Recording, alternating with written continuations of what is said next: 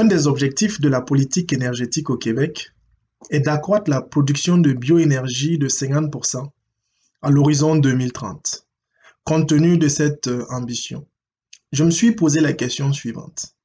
Comment produire simultanément de l'électricité et de la chaleur en utilisant des matériaux issus de la biomasse tels que la lignine et en consommant du gaz CO2 émis par certaines industries dont on connaît aujourd'hui les impacts que cela engendre sur l'écosystème.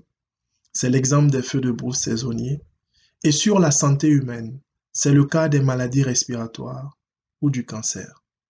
Mais en persévérant dans cette réflexion, j'ai pu développer un nouveau concept de pile qui répond à ces quelques préoccupations et que j'ai nommé la pile à combustible, à carbonate fondu et à consommation de ligne, en abrégé MC-LFC, dont les rendements peuvent excéder 85%. Alors, chers internautes, vous vous demandez certainement pourquoi la ligne. Tout simplement parce qu'elle est un déchet de l'industrie papetière. Elle peut être utilisée comme combustible ou carburant. Elle est disponible à moindre coût et très abondante. On estime à plus de 100 millions de tonnes de lignine produites annuellement dans le monde. Et cela représente un potentiel énergétique énorme.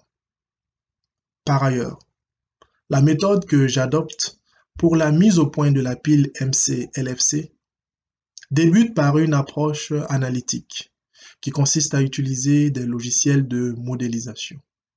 Ensuite, je passe par l'élaboration physique de la pile MC-LFC pour terminer avec des techniques de mesure spécifiques qui me permettront de déterminer les performances réelles de la pile.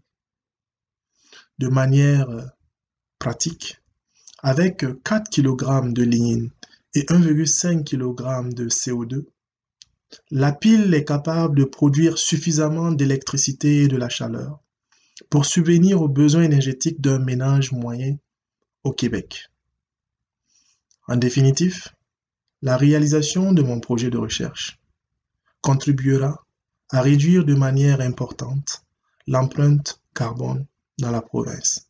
Je vous remercie.